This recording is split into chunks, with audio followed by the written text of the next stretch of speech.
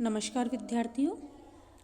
आज हम BA first year प्रश्न पत्र प्रथम प्राचीन भारत के अंतर्गत मौर्य साम्राज्य के बारे में जानेंगे।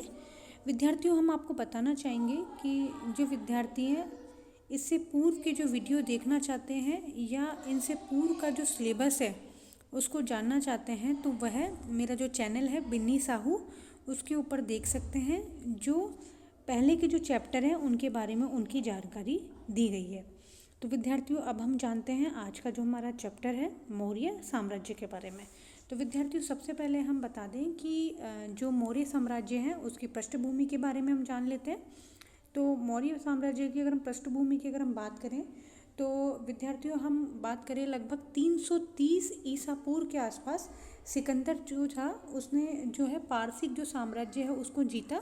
और आपको अच्छे से पता होगा क्योंकि आप 12th में भी पढ़कर आए मौर्य साम्राज्य और सिकंदर के बारे में। तो जो सिकंदर था वो विश्व विजेता बनना चाहता था, वो पूरे विश्व को अपने अधीन करना चाहता था, इसीलिए उसने जो है भारत को जीतने की भी जो है चेष्टा की और भारत के लिए वो आगे बढ़ने लगा। लेकिन आपको पता है कि हम 12th क्लास में भी पढ़ चुके हैं, आपने भी पढ़ा होगा, उसमें काफ़ी डिटेल से है सिकंदर और पोरस की वार्ता है वो दे रखा है। और तत्पश्चात देखते हैं 323 ईसा पूर्व के आसपास में सिकंदर की अचानक मृत्यु हो जाती है। तो ऐसी स्थिति में भारत के अंतर्गत जो सिकंदर का जो आक्रमण है वो वहीं तक ही देखने को मिलता है। लेकिन आप ये सोच रहे होंगे कि मौर्य साम्राज्य की हम बात कर रहे हैं और सिकंदर का प्रश्न क्यों आ रहे हैं। तो विद्यार्थियों, हम आपको बताना चाहेंगे कि मौर्य साम्राज्य का जो ऐतिहासिक महत्व है या मौर्य साम्राज्य का जो तिथि क्रम है उसको जानने में सिकंदर की मृत्यु अपने आप में एक विशिष्ट स्थान रखती है। तो विद्यार्थी, इसलिए सिकंदर का जिक्र है वो इसलिए यहाँ पर आया है। तो क्योंकि हम जो यूनानी ग्रंथ है उसके अंतर्गत बताया गया है कि सिकंदर के जो भारतीय आक्रमण है उसके कुछ समय पश्चात ही चंद्रगुप्त मौर्य का अभ्युदय हो जाता है और मौर्य साम्राज्य जो है वह प्रारंभ हो जाता है। ऐसी स्थिति निकल करके आती है। अतः हम जो इतिहास है उसकी जो घटना है तथा संभावित जो ऐतिहासिक तिथियां हैं उसकी पृष्ठ पर हम ये जो है आधारित कर सकते हैं कि सिकंदर की जो मृत्यु है उसी समय के आसपास ही चंद्रगुप्त मौर्य का जो है उत्कर्ष होता है। चंद्रगुप्त मौर्य जो है उसका राज्याभिषेक की विभिन्न तिथियां मिलती है अलग अलग किताबों के अंतर्गत, लेकिन वह भी जो है थोड़ी थोड़ी ही सिमिलरिटी है, उसमें थोड़ा थोड़ा ही अंतर है।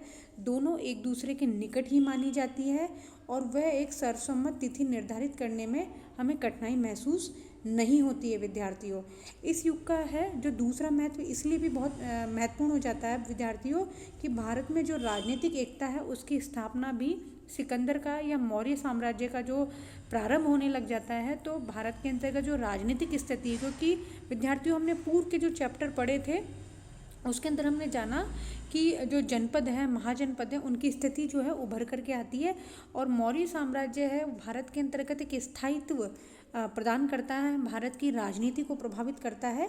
ऐसी स्थिति निकल करके आती है। इस प्रकार जो है मौर्य साम्राज्य के माध्यम से भारत में जो राजनीतिक एकता है, सांस्कृतिक एकता है तथा ऐतिहासिक एकता है, इन तीनों एकता की क्या होती है, भारतीय लोगों को प्राप्ति होती है। एक राजनीतिक एकीकरण के सूत्र में जो है भारत बनने लग जाता है और हमारे देश का इतिहास जो है राष्ट्रीय अर्थों में जो है राष्ट्रीय इतिहास हो सका है। इसके अलावा अतिरिक्त जो है मौर्य जो राजवंश है उसकी छत्र छाया में क्या था, सबसे एक महत्वपूर्ण बात ये थी कि संपूर्ण जो मौर्य साम्राज्य था उसके अंदर एक सी शासन प्रणाली थी और इतनी दक्ष थी कि उसके लेखकों ने क्या करा है, मुक्त खंड से प्रशंसा की है और जो समस्त जो मौर्य साम्राज्य है उसकी स्थापना इसी आधार पर हुई है। चंद्रगुप्त मौर्य कहें या उसके जो उत्तराधिकारी हम कहेंगे तो एक ही शासनकाल के अंतर्गत वो फलस्वरूप उन्होंने क्या करा, भारत में सांस्कृतिक उन्नति प्रदान करी और सुलभता से पूरे भारत के अंतर्गत वो हमें देखने मिलती है। और विद्यार्थियों, एक महत्वपूर्ण बात हम बताना चाहेंगे कि जो मौर्य सम्राट थे या मौर्य शासक हम कहें तो उसके विश्व के जो है अनेक जो राजा थे उनके साथ भी बहुत अच्छे संबंध थे। आपको पता होगा कि जब हम बिंदुसार को पढ़ेंगे तब हम देखेंगे कि उसके समय में जो है यूनान के जो है राजदूत हैं वो भारत के अंतर्गत आते हैं, मिस्र के, सीरिया के, इस प्रकार के जो मौर्य शासक है उनके समय में जो राजदूत आते हैं, जिससे इससे हम ये अंदाज़ा लगाते हैं कि भारत जो है उसके संबंध भारतीय सीमा में ना हो करके भारत से बाहर भी अच्छे संबंध, अच्छे संपर्क बढ़ाने में मौर्य साम्राज्य का महत्वपूर्ण रोल रहता है।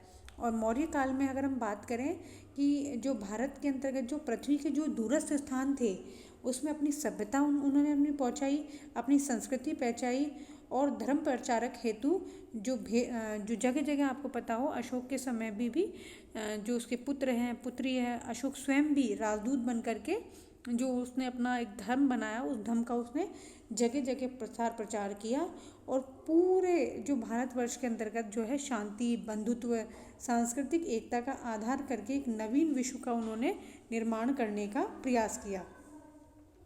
मौर्य युग की जो शांति एवं व्यवस्था के फलस्वरूप क्या हुआ गया, जो व्यापार वाणिज्य है, विज्ञान है, साहित्य है, कला है, उससे क्या हो गया विद्यार्थियों, एक अद्भुत उन्नति हुई। परंतु मौर्य साम्राज्य की स्थापना का सर्वाधिक महत्व इस बात को है कि मौर्य साम्राज्य के अंतर्गत भारतीय साम्राज्य जो था वो हिंदू कुश पर्वत तक उसकी एक प्राकृतिक सीमा निर्धारित की गई।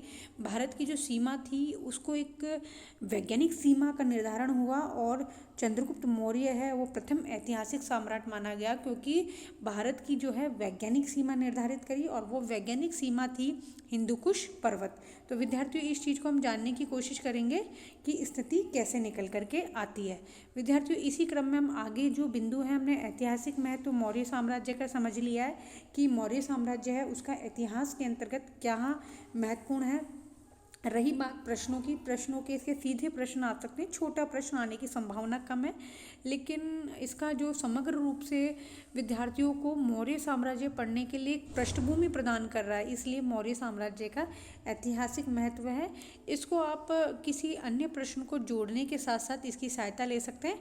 डायरेक्ट मौर्य साम्राज्य का ऐतिहासिक महत्व को लेकर के प्रश्न नहीं आता है। अब इसी क्रम में विद्यार्थियों अब हम देखेंगे आगे मौर्य जो वंश है उसके ऐतिहासिक सोर्सेस क्या है, अर्थात हम दूसरे शब्दों में कहें कि मौर्य वंश को या मौर्य साम्राज्य को जानने के लिए या मौर्य इतिहास को जानने के लिए कौन कौन से ऐतिहासिक स्रोत हैं या जिनके माध्यम से मौर्य वंश के इतिहास को समझा जा सकता है। तो विद्यार्थियों इसी क्रम में सबसे पहले हम जानेंगे कि मौर्य वंश के जो इतिहास को जानने के लिए जो है अभिलेखीय सोर्सेस या अभिलेखीय स्रोत जो हैं उसके बारे में। तो अभिलेखीय सोर्स के बारे में हम पढ़ चुके हैं विद्यार्थियों, हमने इसके प्रारंभ पढ़ चुका था, लेकिन मौर्य वंश के बारे में जब हम पढ़ रहे हैं तो उसके बारे में हम सबसे पहले जानेंगे कि जो मौर्य वंश है उसके जो अभिलेख हैं, उसके मौर्य वंश के इतिहास के लिए जो अभिलेख है वो अत्यंत ही प्रमाणिक और विश्वसनीय सोर्सेज माने जाते हैं। और इसके अंतर्गत वैसे तो अन्य जो राजवंश है उनको जो शासक थे उनके ज़्यादा देखने के लिए नहीं मिलते हैं, और विशेष रूप से जो हमें अभिलेख मिलते हैं मौर्य वंश के अंतर्गत वह हैं अशोक के अभिलेख। विद्यार्थियों इसको आपको ध्यान से देखना पड़ेगा और ध्यान से समझना पड़ेगा, क्योंकि प्रश्न यहाँ से निकल करके आते हैं। कॉम्पिटिटिव एग्जाम में भी बहुत प्रश्न पूछे जाते हैं और डायरेक्ट भी आपके प्रश्न पूछे जा सकते हैं। अशोक के अभिलेख कौन कौन से हैं, छोटे प्रश्नों में कोई 2 अभिलेख बताइए, या जब हम इसको पढ़ लेंगे टॉपिक उसके पश्चात मैं आपको बताऊंगी कि प्रश्न किस हिसाब से पूछे जाएंगे। अब हम चर्चा कर लेते हैं अशोक के अभिलेख की। तो सबसे पहले हम बात करते हैं अशोक के अभिलेखों की। तो अशोक के जो अभिलेख हैं, जो अशोक के अभिलेख हैं वो 14 शिलालेख हैं। अब विद्यार्थियों हम 14 शिलालेखों को समझेंगे कि आखिरकार ये 14 शिलालेख क्या है और इतिहास में जो है इनका स्थान क्या रखते हैं। तो विद्यार्थियों सबसे पहले हम जान लें कि जो अशोक के अभिलेख हैं वो भारतीय इतिहास और पुरातत्व है उसके लिए एक अत्यंत जो महत्वपूर्ण है वो साधन है, क्योंकि इसमें जो है स्वयं जो अशोक है उसके शब्दों में उसमें कहा गया है कि उसमें इनके अंतर्गत अशोक की जीवनी है, उसका व्यक्तित्व है, उसका शासन प्रबंध है और तत्कालीन सामाजिक, आर्थिक तथा धार्मिक स्थिति की जानकारी हमें अशोक के अभिलेखों से मिलती है। यदि ये अभिलेख उपलब्ध नहीं हो पाते तो जो हमें बौद्ध गाथा हैं, बौद्ध वृत्तांत है, उनकी जानकारी भी नहीं मिल पाती और जहाँ ये अभिलेख अशोक को बौद्ध प्रचारक के रूप में प्रदर्शित करते हैं, ये भी हमें जानकारी नहीं मिलती। अब विद्यार्थियों, हम एक बात मान लें कि अशोक के जो अभिलेख हैं वो मौर्यकालीन जो इतिहास है उनको जानने में महत्वपूर्ण भूमिका निभा रहे हैं, पहली बात ये। लेकिन इसके इतर भी हम बात करें तो अशोक के जो अभिलेख है उनका जो अध्ययन है वो इतिहासवेत्ताओं के लिए और इतिहास विद्यार्थियों के लिए अत्यंत ही महत्वपूर्ण है। अब हम ये जान लेते हैं कि आखिर अशोक के जो अभिलेख हैं, शिलालेख हैं, स्तंभलेख हैं, वो क्या किस दृष्टिकोण से हमारे लिए उपयोगी हैं। पहली बात क्या करें हम इसके अंतर्गत कि ये जो अशोक के अभिलेख हैं ये नितांत व्यक्तिगत हैं। तो नितांत व्यक्तिगत से अगर हम समझें कि केवल अशोक को फोकस करके ही ये जो हैं अभिलेख हैं अशोक के, उसको लिखे गए हैं। दूसरी बात इसके अंतर्गत क्या है, इसमें अशोक के अलावा किसी भी अन्य जो राजा है उसका विस्तृत विवरण नहीं मिलता है, इसका केवल अशोक की ही जानकारी मिलती है। नंबर 2, इसके अंतर्गत इसमें राजकीय कृतियाँ हैं, जो राज्य आदेश हैं उनके बारे में भी हमें जानकारी मिलती है। इनकी निष्पक्षता और वास्तविकता में भी संदेह बना रहता है, ऐसी स्थिति निकल कर के नहीं आती है। और अभिलेखों की जो शब्दावली है इतनी दुर्बोध हो गई है कि उनका अर्थ विद्वानों में जो है बड़ा भारी मतभेद है, तो ऐसी स्थिति भी निकल कर के आती है। अब हम बात करते हैं विद्यार्थियों 14 शिलालेखों के बारे में कि 14 शिलालेख क्या है विद्यार्थियों। 14 शिलालेख का मतलब क्या है कि अशोक ने जो अपनी बात रखने के लिए 14 प्रकार के तरह के नोटिस लिखे हैं, 14 प्रकार के बिंदु लिखे गए हैं जो आम जन में जन के अंतर्गत पहुंचाए गए हैं। सबसे इम्पोर्टेंट बात है कि इन 14 शिलालेखों के अंतर्गत एक ही वार्ता है और अलग अलग स्थानों पर हमें मिले हैं।